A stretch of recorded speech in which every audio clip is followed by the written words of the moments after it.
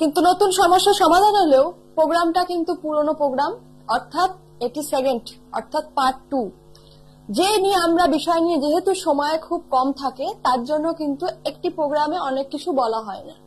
তো আমরা পার্ট 1 প্রোগ্রামে যেটা নিয়ে আলোচনা করছিলাম যে মশান রোগ নিয়ে আলোচনা করছিলাম। আরেকবার সংক্ষিপ্তভাবে বলে দিই যে যারা নতুন দেখছেন এই প্রোগ্রামটা তারা তাদের সুবিধার জন্য। তো মশান রোগ হচ্ছে শ্মশান থেকে আসা এমন একটি রোগ যে রোগের কারণে মানুষের বিভিন্ন রকম সমস্যা হয়ে থাকে।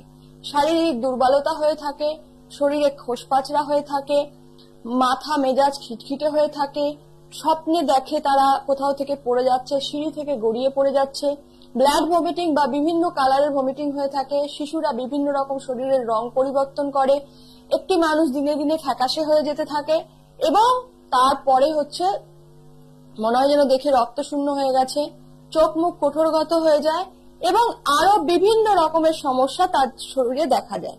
360 ধরনের কিন্তু সমস্যা মশান রোগ আক্রান্ত রোগীর হতে পারে।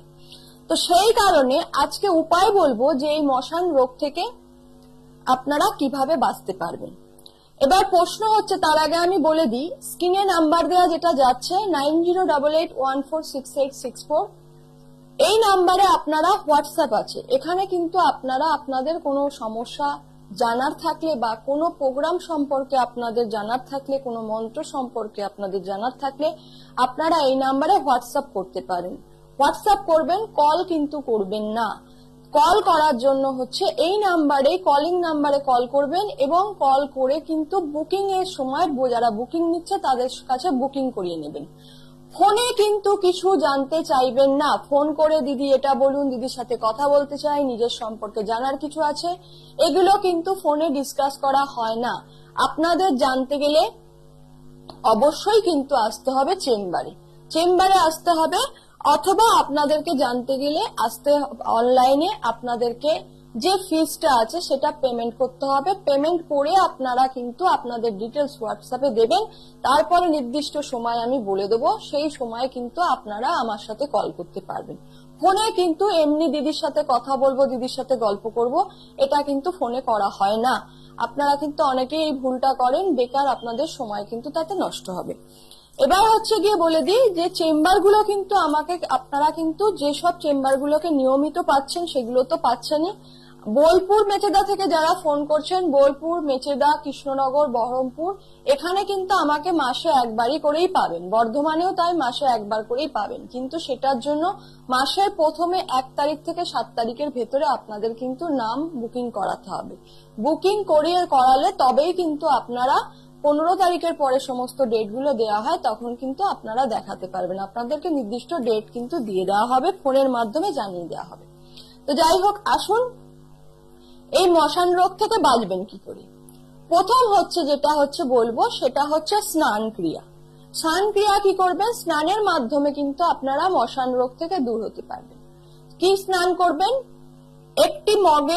একটি মগের ভেতরে বা যার যেটা বা ঘটির ভেতরে, যারা বাথরুমে করছেন তারা নিশ্চয়ই ঠাকুরের দ্রব্য নিশ্চয়ই বাথরুমে নিয়ে যাবেন না, তারা যে দৈনিক যে মগ যেটি আপনি স্নান করার সময় ব্যবহার করেন সেই মগের ভেতরে আপনাদেরকে নিতে হবে কিছু তেজপাতা চূর্ণ এবং কিছু সর্ষে চূর্ণ, কালো সর্ষে চূর্ণ।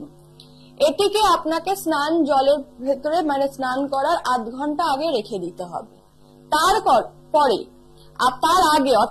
আগে স্নান করার আগে আপনাকে যেটা করতে হবে সেটা হচ্ছে মাটির ভেতরে, মাটি যে আছে যার বাড়িতে মাটি নেই তারা টবে একটা মাটি নিয়ে নেবেন।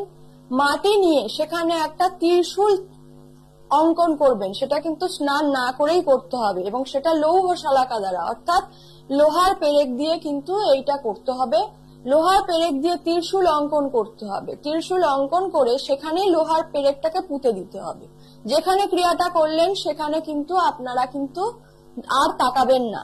এবার হচ্ছে দাঁতে করে নিমের পাতা চিবিয়ে নেবেন। চিবিয়ে নিয়ে আপনারা ওই যে স্নান জলটা তৈরি করে রেখেছিলেন সেটিকে মাথার ওপরে আপাদমস্তক দিয়ে দেবেন। খানিকক্ষণ অপেক্ষা করবেন যাতে মাথার ওপর থেকে পা পর্যন্ত জলটা গড়িয়ে যায়। তারপরে যেরকম দৈনন্দিন স্নান করেন সেইভাবে কিন্তু স্নান করে নেবেন। এটা করলে কিন্তু আপনার শরীরে যদি কোনো মশান মশানির উপদ্রব হয়ে থাকে, তাহলে কিন্তু আপনার সেই সমস্যা থেকে আপনি কিন্তু মুক্তি পেয়ে যাবেন।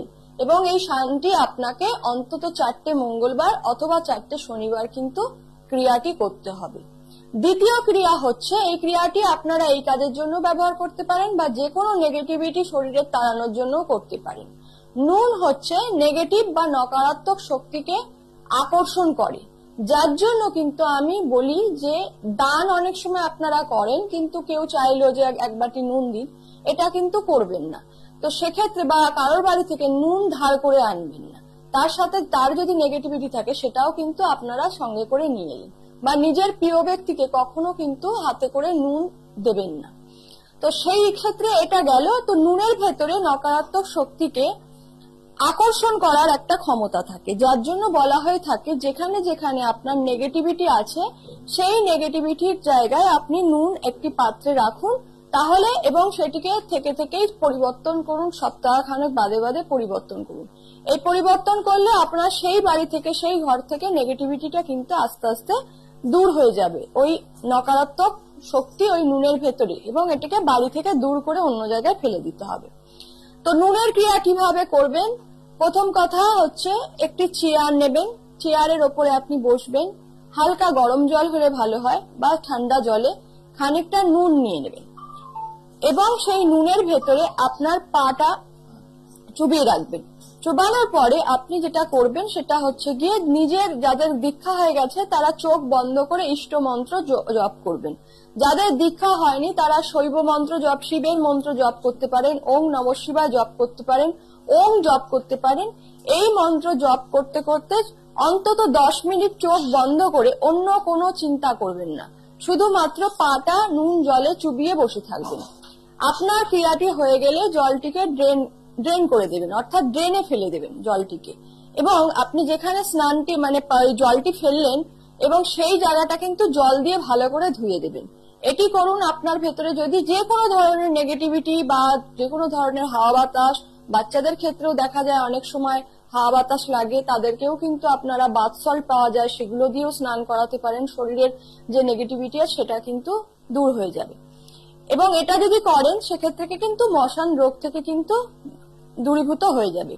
আরেকটি কারণে মশান বাড়িতেই মশানের ছায়া পড়ে, সেটি হচ্ছে যদি শ্মশানে কোনো মন্দির থাকে এবং সেই মন্দিরের ধ্বজার যদি ছায়া আপনার বাড়ির ওপর পড়ে, তা সেক্ষেত্রেও কিন্তু আপনার বাড়িতে নেগেটিভিটি বা মশানির উপদ্রব যখন তখন কিন্তু হতে পারে। সেক্ষেত্রে কিন্তু আপনাদের বাস্তু বন্ধন করে রাখাটা অবশ্যই দরকার। এক্ষেত্রে কিন্তু কোনো টোনা টোটকা কিন্তু কাজ করবে না। আমার মনে হলো যেটা আপনাদের বলা দরকার, সেই কারণে কিন্তু এটা আপনাদেরকে আমি জানিয়ে দিলাম। আর কি করবেন?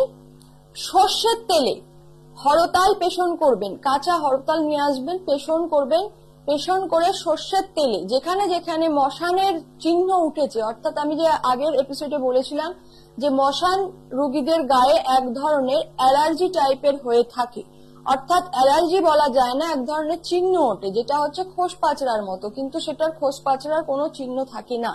তো সেক্ষেত্রে যখন আপনি দেখবেন যে আপনার ডাক্তারি চিকিৎসায় ওটা কোনো কাজ হচ্ছে না, ওটা বিভিন্ন সময় শরীরে বিভিন্ন জায়গায় ওটা দর্শন হচ্ছে, টিকা টাইপের একটা জিনিস, যেটা আগেকার টিকা দেয়া হতো ওরকম গোল গোল চাকা চাকা, সেক্ষেত্রে হরতাল এবং সর্ষের তেল একসাথে মিশিয়ে, হরতাল পেষণ করে সর্ষের তেলে মিশিয়ে ওই জায়গাতে লাগাবেন এবং প্রত্যেক শনিবার করে সেই ব্যক্তির মাথার ওপরে কালো মরিচ এবং কালো মরিচ এবং শুকনো লঙ্কা 5টা করে ঘুরিয়ে আগুনে ফেলে দেবেন।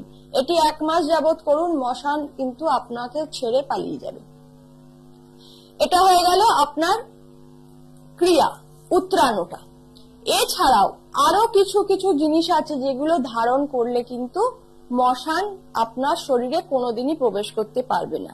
আমি বিশেষ করে যাদের বাচ্চাদের হাওয়া বাতাস লাগে তাদের ক্ষেত্রে আমি বলেইছিলাম যে এইগুলো বাচ্চাদেরকে পড়ান, আপনারা কিন্তু বাচ্চাদেরকে নিরাপদে রাখতে পারবেন। অনেক বাচ্চা আছে প্রচন্ড ভোগে, একটা বাচ্চাকে কত মেডিসিন খাওয়াবেন, মানে ওষুধ খাওয়ানোটা কখনোই কিন্তু, রোগ হলে ওষুধ অবশ্যই খেতে হবে, কিন্তু অতিরিক্ত ওষুধ খাওয়ালে মানুষের একটা ওষুধের প্রতি একখানা হ্যাবিট হয়ে যায়, সেটা বাচ্চা হোক আর বড়। কিন্তু যদি রোগটাই না হয় তাহলে তো ওষুধ খাওয়ানোর কোনো প্রয়োজনই হচ্ছে না। আপনার বাচ্চা প্রায়শই বমি করছে, অথচ দেখা যাচ্ছে বাচ্চার সেভাবে খারাপ কিছু খাচ্ছেও না, কিন্তু তার এই ধরনের হাওয়া বাতাস লেগে যাচ্ছে, ঝাড়ছেন, ঠিক হয়ে যাচ্ছে। তাহলে যখন ঝাড়ানোর পর ঠিক হয়ে যাচ্ছে, তাহলে বাচ্চা তো দেখাই যাচ্ছে যে কোনো হাওয়া বাতাস লাগছে, কারণ বাচ্চাদের ক্ষেত্রে হাওয়া বাতাসটা একটু বেশি লেগে থাকে। এবং এই যে অনেক সময় বাচ্চাদের দেখা যায় যে চোখ উল্টে যায়, হঠাৎ করে জ্বর এলো, চোখ উল্টে গেল, কিন্তু সেটা তরকা জ্বর নয়, তো মানে জ্বরের মতো এলো, সে কিছু দেখলো, কিন্তু অনেক ছোট বাচ্চারা তো সেটা কিছু বলতে পারে না। তো সেক্ষেত্রে বাচ্চাদেরকে, যার জন্য কিন্তু আমরা যেটা দেখে এসেছি চিরাচরিত প্রথা, যে জালের গুটি, তারপরে নজর কাঠি, এগুলোকে বাচ্চাদের পরিয়ে দেওয়া হয়। কিসের জন্য পড়ানো হয়? এই সব নেগেটিভ এনার্জি থেকে যাতে দূরে থাকা যায়। সেই রকম কিছু শিকড় বাকড়ও আছে, যেগুলো হচ্ছে, এগুলো তো একদম ছোট বাচ্চাদের জন্য গেল, তাদের নজর উতরানোর জন্য তারা প্রায় সবসময় মায়ের সাথেই থাকে। তো সেক্ষেত্রে মায়ের যদি হাওয়া বাতাস না লেগে যায়, তো সেক্ষেত্রে তাদের লাগার কোনো সম্ভাবনা থাকে না। কিন্তু 3.5 বছর, 4 বছর, 5 বছরের পরের বাচ্চারা যারা একটু হাঁটতে খেলতে শিখেছে, তারা কথা শোনে না, বাইরে বেরিয়ে যায়, যেখানে সেখানে চলে যায়, নেগেটিভ এনার্জি প্রত্যেকটা জায়গাতেই থাকতে পারে, তাদের তো চোখে দেখা যায় না। তো সেক্ষেত্রে তাদের ক্ষেত্রে দেখা যায় যে এই হাওয়া বাতাস লেগে যাওয়ার একটা সম্ভাবনা থাকে, বা মশানির লেগে যাওয়ার সম্ভাবনা থাকে। তাদের ক্ষেত্রে কি করবেন? কালো কুচ, আপনারা, এটা খুবই রেয়ার, কালো ধুতরা, এখন অনেকেই আমার প্রোগ্রাম শুনে এখন কালো ধুতরাটা আপনারা অনেকেই পেয়ে যাচ্ছেন, নার্সারিতে অর্ডার করলে সবকিছুই পাওয়া যায়, কিন্তু একটু দাম দিতে হয় জিনিসটা। যেরকম ধুতরা গাছ আমরা সচরাচর দেখি আগানে বাগানে হয়ে থাকছে, বা আকন্দ গাছ, নর্মাল আকন্দ গাছ আগানে বাগানে হয়ে থাকছে, সেরকম। কিন্তু শ্বেত আকন্দ তুলতে গেলে এখন দেখা যায় শ্বেত আকন্দ সব জায়গায় পাওয়া যায়, নার্সারি থেকে আনতে হচ্ছে। কালো টার্মেরিক বা ব্ল্যাক টার্মেরিক বা কালো হলুদ, সেটাও কিন্তু রেয়ার, সেটাও কিন্তু আমাদের ওয়েস্ট বেঙ্গলের বাইরে থেকে আনতে হচ্ছে। তো সেক্ষেত্রে কালো কুচ হচ্ছে খুবই একটা ধন্বন্তরী জিনিস, সেটা তন্ত্রের অন্য কাজেও লাগে, আমি পরে বলবো। কালো কুচের শেকড় যদি আপনারা বাচ্চাদেরকে ধারণ করাতে পারেন, তাহলে মাদুলিতে, লোহার মাদুলিতে ভরে ধারণ করাতে পারেন, তাহলে কিন্তু মশানের কোনো সম্ভাবনাই থাকে না। যারা বড়রা, তাদের মশানি লেগে গেছে, তারা 16 খানা অথবা 32 খানা কালো কুচ ফল আপনারা বালিশের ভেতরে ঢুকিয়ে রাখুন। মশানের জন্য যে আপনাদের স্বপ্নগুলো আসে, যে সিঁড়ি থেকে পড়ে গেলেন বা কোথাও তলিয়ে গেলেন, অন্ধকারে তলিয়ে গেলেন, তো সেইখানে সেই জায়গা থেকে কিন্তু আপনাদের সমস্যা কিন্তু সমাধান হয়ে যাবে। আপনারা এটা করে দেখুন, প্রচুর ধন্বন্তরী জিনিস, মানে ছোটখাটো টিপস টোটকা। আপনারা ভাবছেন আমরা এগুলো করব, এগুলো থেকে কাজ হবে, এত কিছু করেছি, কিছু হয়নি, করে দেখুন। আমি কিন্তু মন গড়া কোনো কথা কিন্তু আপনাদেরকে বলি না, সম্পূর্ণ শাস্ত্র সম্পর্কে জেনে তারপরে কিন্তু আপনাদেরকে এইগুলো টোটকাগুলো দিয়ে থাকি। তো যেহেতু বেশিরভাগ লাইভটাই করা হয়, ওর জন্য আর সময় থাকে না, তার জন্য টোটকাগুলো দেওয়া হয় না, তাই জন্য আপনাদের জন্য আলাদা করেই আমি রেকর্ডিং প্রোগ্রাম তৈরি করেছি, যেগুলো কিনা আপনাদেরকে শুধুমাত্র টোটকা এবং আপনাদের আলোচনা সম্পর্কে বিস্তারিত আলোচনা করা যাবে। আজকে সময় শেষ। নমস্কার, সবাই ভালো থাকবেন, আর কেমন আছেন না আছেন অবশ্যই জানাবেন। নমস্কার। দূর আর দূরে নেই অচেনা আর চেনা, তাই অচেনাকে জানতে